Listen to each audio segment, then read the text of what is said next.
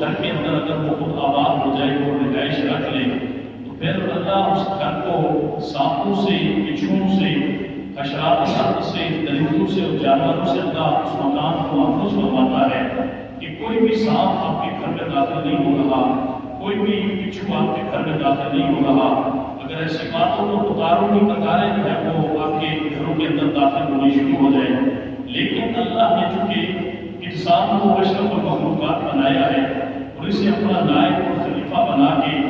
اسے زندگی گزارنے کے لیے بہت ساری سہولتیں عطا فرمائی ہیں، ان سہولتوں کے اندر یہ گھر کی انسان کی زندگی گزارنے کا اور انسان کے سکون کا ایک اللہ نے سبب پیدا فرمایا ہے۔ گزشتہ جمعہ المبارک میں نے ایک حدیث مبارکہ آپ کے سامنے عرض کی تھی، اسی سے آگے اپنی اس گفتگو کو میں جاری رکھنے والا ہوں۔ اللہ کے محبوب کریم صلی اللہ علیہ وسلم نے فرمایا ہے اِتَّقُوا الْحَرَامَ بِالْبُنْيَانِ فَإِنَّهُ أَسَاسُ الْخَرَابِ۔ اللہ کے محبوب نے فرمایا کہ اِتَّقُوا الْحَرَامَ بِالْبُنْيَانِ، کہ جب تم اپنے گھر تعمیر کرنے لگو تو کوشش یہ کرو کہ اپنے گھروں کو حرام کی کمائی سے، حرام کی جو ہے وہ دولت سے اپنے گھروں کی بنیاد کو محفوظ رکھو، اس لیے کہ فَإِنَّهُ أَسَاسُ الْخَرَابِ، کہ وہ گھر جس گھر کے اندر حرام کی کمائی لگ جاتی ہے وہ گھر کبھی بھی خیر کا ذریعہ نہیں بن سکتا۔ فَإِنَّهُ أَسَاسُ الْخَرَابِ، اس لیے کہ پھر ہر برائی اور ہر گناہ جو ہے وہ اس گھر کے اندر رچ بس جاتا ہے جس گھر کے اندر حرام کی کمائی سے انسان اسے تعمیر کرتا ہے۔ اب ہم یہ بات بڑی جو ہے وہ ایک عام زندگی کے اندر ہم جب سوچتے ہیں تو ہمارا ذہن میں ہوتا ہے کہ ایک معاملہ میرا اللہ سے ہے، اللہ کے معاملے کے اندر اگر میں پورا اتر جاؤں، نماز اگر میں پڑھنا شروع کر دوں، قرآن کریم کی تلاوت جو ہے وہ میں اگر کرنا شروع کر دوں، ہر سال جو ہے وہ حج کرنا کہ اپنے لیے اگر میں سال مستقبل بنا کے اسے ہر سال حج پہ چلا جاؤں اور سال کے اندر 2-4 عمرے کر کے اگر میں واپس پلٹ آؤں تو میری زندگی کے اندر بے شمار جو ہے وہ نیکیاں جمع ہو سکتی ہیں۔ لیکن میرے بھائی ہمارا معاملہ ایک معاملہ ہے اللہ کی ذات کے ساتھ، لیکن اللہ کی ذات کے ساتھ جو ہمارا معاملہ ہوتا ہے وہ کہاں تک درست ہے؟ اللہ ہمارے اعمال کو قبول فرماتا ہے یا نہیں قبول فرماتا؟ ہمارے پاس کوئی ایسا پیمانہ موجود نہیں ہے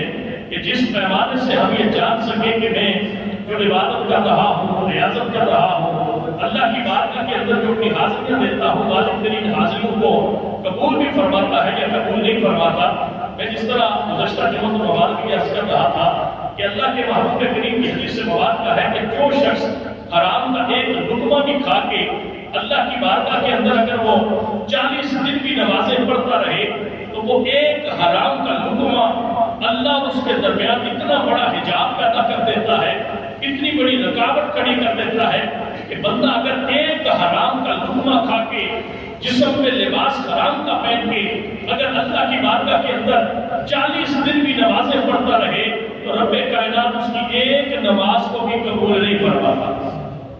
اب ہمارا مزاج یہ بن چکا ہے، ہم یہ سمجھتے ہیں کہ داڑھی رکھ لینا، 5 وقت کی نماز پڑھ لینا، ہاتھ کے اندر جو ہے وہ تسبیح رکھ کے ہر وقت ذکر و اذکار سے اپنی زبان کو تر رکھنا، یہ اگر بندہ عمل شروع کر دے تو وہ بندہ نیک بندوں میں شمار ہونا شروع ہو جاتا ہے۔ لیکن جہاں پہ اللہ کی بارگاہ کے اندر حاضر ہونے کے لیے رب کائنات نے بہت سارے اسلوب بتائے ہیں کہ بغیر وضو کے ہم نماز نہیں پڑھ سکتے، بغیر وقت کے ہم نماز نہیں پڑھ سکتے، بغیر پاکیزہ لباس کے ہم نماز نہیں پڑھ سکتے، بغیر اس جگہ کے جو جگہ پاک ہو نماز کے قابل ہو جگہ کے ہم نماز نہیں پڑھ سکتے، بغیر قبلے کی طرف منہ کر کے ہم اگر نماز نہیں پڑھ سکتے۔ اگر ان حالات کے اندر ہم بغیر وضو کے نماز پڑھیں گے تو ہماری نماز نہیں ہوگی، بے شک وقت بھی ہو، منہ بھی ہمارا قبلے کی طرف ہو، نماز کے اندر ہم ساری صورتیں پڑھیں، ہر لحاظ سے سر پہ ٹوپی بھی رکھی ہو، داڑھی بھی ہم نے رکھی ہو، لیکن اگر ہم وضو نہیں کرتے اور نماز کے اندر ہم کھڑے ہو جاتے ہیں، 1000 رکعت ہم نفل کیوں نہ پڑھ لیں، رب کی بارگاہ کے اندر ہماری ایک رکعت بھی قبول نہیں ہوگی۔ اس لیے کہ نماز کی ضرورت کیسے ہے کہ ہم وضو کریں، طہارت استعمال کریں، نماز کا وقت ہونا چاہیے، قبلے کی طرف منہ ہونا چاہیے، نماز کی جتنی شرائط ہیں وہ شرائط پوری ہونی چاہیے، تب ہم اللہ کی بارگاہ میں جب نماز پڑھیں گے تو رب ہماری نماز قبول فرمائے گا۔ اسی طرح بہت ساری چیزیں ایسی بھی ہیں کہ جن چیزوں سے ہم صرف نظر کر کے سمجھ یہ رہے ہوتے ہیں کہ ہم اللہ کی بارگاہ میں حاضری دے رہے ہیں، لیکن حقیقت میں رب کائنات ہماری اس حاضری کو قبول نہیں فرماتا، اس لیے کہ ہمارے اندر کوئی ایسا نقص ہوتا ہے، ہمارے اندر کوئی ایسا عیب ہوتا ہے، ہمارے اندر کوئی ایسا عمل ہوتا ہے جس عمل کی وجہ سے رب کائنات ہماری اس عبادت کو قبول کرنا تو دور کی بات ہے، رب کائنات رحمت بری نگاہ سے ہماری طرف دیکھنا بھی گوارا نہیں فرماتا۔ اسی طرح جو ہے حرام کا لقمہ جسم کے اندر لے کے لباس میں کی شکل میں پہن کے اگر کوئی بندہ اللہ کی بارگاہ میں کھڑا ہو کے رب کی بارگاہ میں اگر نماز پڑھ رہا ہے تو اللہ کے محبوب نے فرمایا رب اس کی نمازوں کو قبول نہیں فرماتا، اگر وہ حج کر رہا ہے رب اس کے حج کو قبول نہیں فرماتا، اگر وہ شخص بے شک روزے رکھے جس کا کھانا پینا حرام نہ ہوگا رب کائنات اس کے روزوں کو اپنی بارگاہ میں قبول نہیں فرماتا۔ انسان ایک پریکٹس کر رہا ہے، ایک مشق کر رہا ہے، لیکن آگے اس کا سینہ اس سے مل اس لیے نہیں رہا کہ وہ اللہ کے ساتھ کچھ معاملات کے اندر کوتاہی کر رہا ہے جس کی وجہ سے اس انسان کی زندگی میں برکت نہیں آتی۔ گزشتہ جمعہ مبارک میرا جو موضوع تھا وہ یہی تھا کہ ہم اپنی اولاد کی تربیت کیسے کر سکتے ہیں۔ ہر آدمی رو رہا ہے میری اولاد پہ ریا ہو گئی ہے، نافرمان ہو گئی ہے، کہنا نہیں مانتی، اولاد کے معاملے میں بڑی پریشانی ہے۔ میرے بھائی اللہ کے محبوب کریم صلی اللہ علیہ وسلم کی یہ جو حدیث مبارکہ ہے کہ اتقوا الحرام فی البنیان فإنہ اساس الخراب، کہ جب اپنے گھر تعمیر کرو تو حرام کی کمائی سے بچو، اس لیے کہ وہ گھر جو تم نے حرام کی کمائی سے بنا لیا اس گھر کے اندر پھر خیر نہیں آ سکتی۔ آپ کے بچے پیدا ہوئے اس گھر میں جو گھر آپ نے بنایا ہے ناجائز زمین پہ قبضہ کر کے، آپ کے بچے پیدا ہو رہے ہیں اس گھر کے اندر جس گھر کو آپ نے بنایا ہے حرام کی کمائی سے، آپ کے بچے پرورش پا رہے ہیں اس گھر کے اندر جس گھر کے اندر کھانا حرام کا ناجائز پیسوں کا کھلایا جاتا ہے۔ اب بے شک ان بچوں کے سامنے جتنا مرضی جو ہے وہ آپ ان کے سامنے اچھی باتیں کرتے رہے، اگر آپ کا گھر جس گھر کے اندر آپ رہ رہے ہیں اس گھر سے اللہ کی ناراضگی ہو گئی ہے تو آپ گھر میں بے شک ہر وقت بچوں کو بٹھا کے قرآن کریم کی تلاوت ہی کیوں نہ کرواتے رہے، رب کی رحمت اس گھر میں اپنا نزول کرنا چھوڑ دیتی ہے جس گھر کو تعمیر حرام کی کمائی سے کیا جاتا ہے۔ اب ہر آدمی کی یہ خواہش ہے کہ میرا گھر ہونا چاہیے، اولاد کے لیے میں ایک اپنا صاحبان تعمیر کر کے چلا جاؤں، یہ زندگی کی خواہش ہر انسان کی ہوتی ہے، لیکن وہی گھر جنہیں ہم تعمیر کرتے ہیں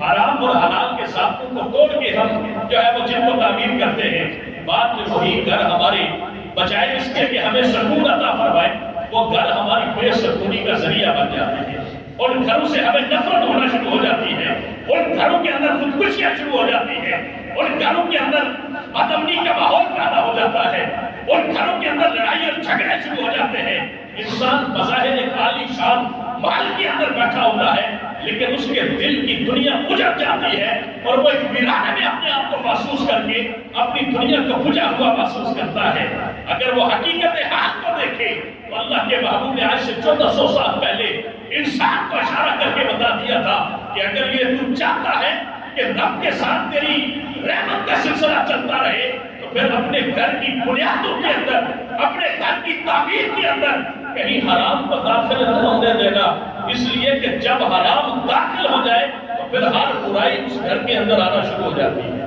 اب اللہ کے محبوب کریم صلی اللہ علیہ وسلم نے انسانی زندگی کے اسلوب ہمیں سکھائے، جس طرح گزشتہ جمعہ المبارک میں نے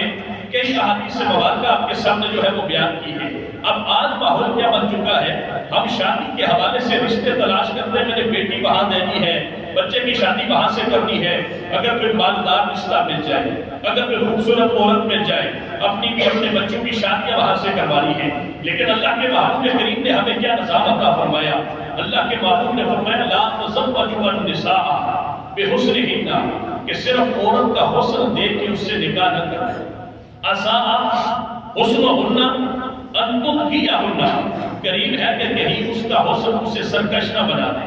قریب ہے کہ اس کا حسن کہیں تمہاری سرکشی، اس کی سرکشی کا اور تمہاری بدبختی کا ذریعہ نہ بن جائے۔ اللہ کے محبوب نے فرمایا کہ وَلَا تَزَوَّجُوا النِّسَاءَ بِأَمْوَالِهِنَّ، عورت کا مال دیکھ کے اس کے ساتھ شادی نہ کرو. عسیٰ اموالہن ان یرضیہن، کہیں ایسا نہ ہو کہ اس کے مال کو دیکھ کے تم شادی کرو تو اس کا مال تمہیں بھی ہلاکت میں ڈال دے اور اسے بھی ہلاکت میں ڈال دے. اللہ کے محبوب نے فرمایا تزوجوا النساء علی الدین. اللہ کے محبوب نے فرمایا کہ جب بھی کسی عورت سے تمہیں نکاح کرنے کا وقت جو ہے وہ ملے اور کسی عورت سے نکاح کرنے کا تمہیں فیصلہ کرنا ہو تو اللہ کے محبوب نے فرمایا کسی بھی عورت سے نکاح کرنے کا جب وقت آئے تو اس کی دینداری دیکھ کے اس سے نکاح کیا کرو. آج ہماری حالت کیا ہے، آج ہمارا مزاج کیا ہے؟ ہم دینداری کا پوچھتے ہی نہیں. دینداری سے ہمارا کوئی رشتے کا یہ چیپٹر، رشتے کا جتنا بھی چیپٹر ہے اس کے اندر دینداری داخل ہی نہیں ہوتی. دینداری کا سوال کہیں پہ نہیں ہوتا. حسن اور بال کو دیکھا جاتا ہے. اللہ کے محبوب نے فرمایا یہ حسن و بال تمہارے لیے وبال جان بن سکتا ہے. جس طرح گزشتہ جمعہ اور مبارک میں نے آپ کے سامنے ایک واقعہ بیان فرمایا تھا کہ ایک صحابی جو 27 سال کے بعد اپنے گھر واپس آئے تھے اور آپ کا بیٹا وقت کا امام تھا. ہزاروں لوگ مدینہ شریف کی مسجد میں ان کے سامنے بیٹھ کے حدیث کا درس پڑھا کرتے تھے. مسجد نبوی کا امام تھا اور اپنی بیوی سے جب آ کے انہوں نے کہا کہ 27 سال کے بعد میں گھر آیا ہوں، 30,000 درہم میں تجھے دے کے دیا تھا، مجھ سے حساب کر وہ 30,000 درہم نے خرچ کہاں پہ کیے. تو بیوی نے کہا تھا پہلے نماز پڑھ کے پھر حساب کریں گے. جب مسجد میں دیکھا کہ آپ کا بیٹا کتنی بڑی مسجد پہ بیٹھا ہے تو بیوی نے پوچھا تھا کہ حساب کر لیتے ہیں، بتائیے آپ کو وہ بیٹا چاہیے یا آپ کو 30,000 درہم چاہیے. بات صرف اتنی ہوتی ہے کہ اللہ کے محبوب نے فرمایا کہ جب بھی تمہیں کہیں یہ فیصلہ کرنا پڑے تو اس فیصلے کے اندر عورت کی دینداری کو دیکھو. عورت کی دینداری کو دیکھو کہ کتنی زیادہ دیندار عورت ہے. مال کو نہ دیکھو. اللہ کے محبوب نے فرمایا کہ وہاں اگر تمہیں یہ موقع ملے تو وہاں ان کے حسن کو نہ دیکھو، اس لیے کہ حسن اور بال یہ چیزیں ختم ہونے والی چیزیں ہیں. اللہ کے محبوب نے فرمایا کہ اگر آپ کو کہیں ایسا فیصلہ کرنا پڑے تو تزوجوا النساء علی الدین، اور اسے جب بھی نکاح کا فیصلہ کرنے کا وقت آئے تو ان کی دینداری دیکھ کے اسے نکاح کرو. اللہ کے محبوب کریم صلی اللہ علیہ وسلم کی تعلیمات کی روشنی میں کیا آج کے اس ماحول کے اندر کوئی شخص جب اپنا بیٹے کا رشتہ کرنے جاتا ہے یا تو اپنی بیٹی کا رشتہ کہیں پہ کرتا ہے تو کیا یہ سوال پوچھا جاتا ہے کہ بیٹی دیندار ہے، آپ کا بیٹا دیندار ہے، کیا آپ کا بیٹا نماز پڑھتا ہے، کیا آپ کا بیٹا دین کے معاملات کو سمجھتا ہے، کیا آپ کا بیٹا جو ہے وہ ایک اچھا انسان اور باشد کی زندگی گزارنے کے قابل ہے. ہم یہ باتیں سطحی طور پہ اگر کہیں میں رسمن ہم پوچھ بھی بیٹھے تو ان باتوں کا ہماری اس حقیقت سے کوئی تعلق نہیں ہوتا. ہمارا سوال جو ہے وہ اس طرح کی باتیں ہوتی ہیں کہ جن کی تعلیم ہمارے دین نے ہمیں نہیں عطا فرمائی. اب اللہ کے محبوب کریم صلی اللہ علیہ وسلم کی ایک حدیث مبارکہ اللہ کے محبوب نے فرمایا اذا اراد اللہ خیرا بأہل بیت، جب اللہ کسی گھر سے خیر کا ارادہ فرماتا ہے. اب یہ بات سنیں کہ اللہ کے محبوب کی ایک حدیث مبارکہ ہے کہ اذا اراد اللہ بہ خیرا یفقہہ فی الدین، کہ جب اللہ کسی سے بھلائی کا ارادہ چاہتا ہے تو اللہ اسے دین کی سمجھ عطا فرما دیتا ہے. یہ ایک انڈیویڈول کے بارے میں، انفرادی تنہا شخص کے بارے میں ہے کہ جب اللہ کسی ایک آدمی کو پسند فرماتا ہے تو اللہ اس پہ جب اپنا رحم کرنا چاہتا ہے تو رب کائنات اسے اپنے دین کی سمجھ عطا فرما دیتا ہے، اسے اپنی دین کے قریب کر دیتا ہے. یہ حدیث مبارکہ ہے. کسی نے اسی لیے کہا تھا نا کہ جب رب روٹھ جائے تو وہ مال و دولت نہیں چھینتا، سجدوں کی توفیق چھین لیا کرتا ہے. جب ناراض ہو جائے رب تو وہ مال نہیں چھینتا، وہ دولت نہیں چھینتا، رب پھر سجدوں کی توفیق چھین لیا کرتا ہے. اللہ کے محبوب نے فرمایا کہ اذا اراد اللہ بأہل بیت خیرا، ایک بندے کی زندگی کو اگر رب کائنات خیر عطا کرنا چاہے تو رب اسے دین کی سمجھ عطا فرما دیتا ہے. اور اللہ کے محبوب نے فرمایا اذا اراد اللہ بأہل بیت خیرا، جب اللہ کسی گھر سے خیر کا ارادہ فرماتا ہے، جب اللہ کسی گھر کے اندر اپنی رحمتوں کا نزول کرنا چاہتا ہے تو اللہ کے محبوب نے فرمایا فقہہم فی الدین، اللہ اس گھر کے اندر دینداری کو جاری فرما دیتا ہے. جب کسی گھر سے اللہ، اب بات پھر نہیں بھی آتی ہے اتقوا الحرام فی البنیان فإنہ اساس الخراب، گھر بنانے کے اندر حرام سے بچو، اس لیے کہ وہ گھر جو حرام کے کمائی سے تعمیر ہو جائے، حرام کی جگہ پہ تعمیر ہو جائے، ناجائز جگہ پہ تعمیر ہو جائے، اس گھر کے اندر اللہ کبھی بھی خیر نازل نہیں فرما سکتا۔ یہ تو پہلا اصول ہے۔ لیکن دوسرا، اگر اللہ کسی گھر سے محبت کرنا چاہتا ہے، اللہ اگر کسی گھر کے اندر اپنی رحمتوں کا نزول کرنا چاہتا ہے، تو اللہ کے محبوب نے فرمایا کہ اللہ اس گھر کے اندر دینداری کو جاری فرما دیتا ہے۔ یہ نہیں ہوتا کہ نماز کا وقت اور سارا گھر سویا ہو، بلکہ ماحول ایسا بن جاتا ہے کہ نماز کا وقت ہو تو ہر کوئی گھر کے اندر مسجد کا ماحول بنا کے سجدوں کے اندر لگا رہتا ہے۔ اللہ کے محبوب نے فرمایا کہ پھر وہ گھر خوف کی کیفیت پیدا نہیں کرتا، بلکہ ذکر و اذکار سے اس گھر کے اندر سے ایک قلبی سکون جو ہے وہ انسان کو ملنا شروع ہو جاتا ہے۔ اللہ کے محبوب نے فرمایا کہ پھر دوسری اس گھر کی پہچان یہ ہے کہ بکرا صغیرہم کبیرہم، اس گھر کے جو چھوٹے وہ پھر بڑوں کی عزت کرنا شروع کر دیتے ہیں۔ یار آج تو ہر کوئی ہست و گریبان ہے، باپ ہے تو اولاد سے ڈر رہا ہے، بڑا بھائی ہے تو چھوٹے بھائی سے ڈر رہا ہے، بڑا جو ہے وہ بیٹا چھوٹے بیٹے سے ڈر رہا ہے۔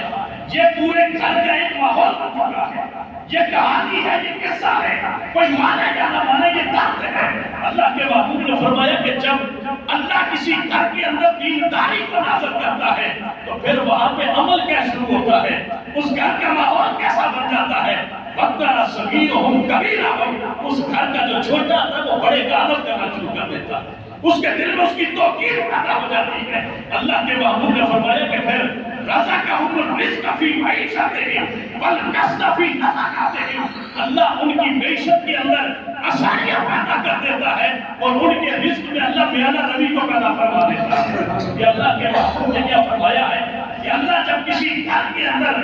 اپنی نعمت نازل کرتا ہے، بھلائی حاصل کرتا ہے، جب کسی گھر سے اللہ اپنی خوشی کا اظہار فرماتا ہے تو اس گھر کے اندر اللہ یہ ماحول لے کے آتا ہے۔ اور آگے فرمایا وَبَصَرَهُمْ عُيُوبَهُمْ وَبَصَرَهُمْ عُيُوبَهُمْ، یعنی حدیث مبارکہ کے دو لفظ ہیں اور یقین جانے کہ اگر بندہ اس پہ سمجھنے پہ آ جائے، بولنے پہ آ جائے، اس کی تشریح کے اندر آ جائے تو میں کہتا ہوں کہ اس کے اندر انسانیت کا سارے کا سارا اسلوب اللہ کے محبوب نے عطا فرمایا ہے۔ وَبَصَرَهُمْ عُيُوبَهُمْ، پھر اللہ ان کے عیوب، اللہ ان کے گناہ انہیں دکھانا شروع کر دیتا ہے۔ اب دیکھیں نا ہمارا ماحول کیا بن چکا ہے، بیٹا چھوٹا سا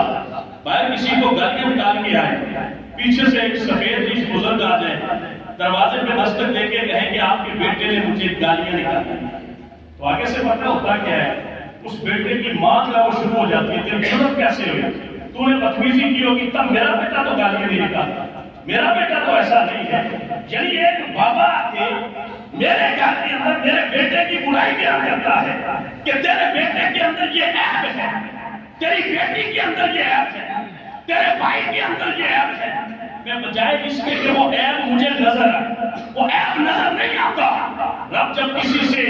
اپنی عطا کو چھین لیتا ہے تو اس کے عیب اس پہ پوشیدہ کر دیتا ہے۔ وہ پھر پتہ ہے کیا کرتے ہیں، جو آگے انہیں کہتا ہے کہ آپ کے بچے نے مجھے گالیاں نکالی ہے، پورا محلہ اس کے پیچھے لگ جاتا ہے، تیری جرأت کیسے ہوئی میرے بچے کے بارے میں یہ جملہ کہا ہے۔ لیکن جب اللہ کسی سے بھلائی کا ارادہ فرماتا ہے، ایک شخص آپ کے کہتا ہے کہ آپ کے بچے نے میری توہین کی ہے، پھر ماں اس کی وکالت نہیں کرتی، پھر باپ اس کی وکالت نہیں کرتا، پھر بھائی اس کی وکالت نہیں کرتے، کہتے ہیں بابا جی اگر ہمارے بچے نے آپ سے بے حیائی سے بات کی ہے، گستاخی کی ہے، آپ اس کی معذرت چاہتے ہیں، دروازہ بند کر کے پھر اس بیٹے کو سمجھانے کی کوشش کرتے ہیں، بے شک وہ جھوٹی کیوں نہ ہو۔ میں ایک بھی عرض کر رہا تھا کہ یہ ایک سوال ہے کہ بے حیائی بہت ہو رہی ہے آج کل لباس کے لحاظ سے، ہم ایک اسلامی ملک ہیں، ہم ایک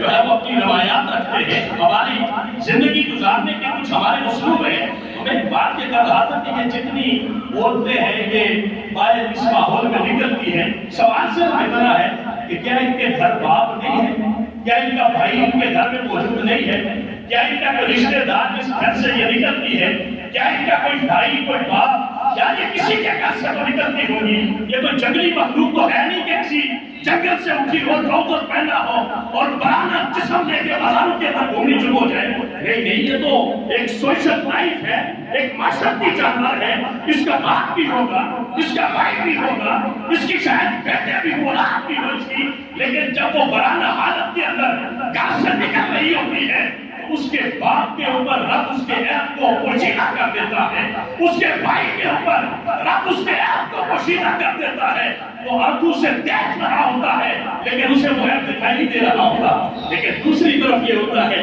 کہ گھر کے اندر ایک بھائی بیماری کی حالت میں پڑا ہے، وہ بے شک نماز کے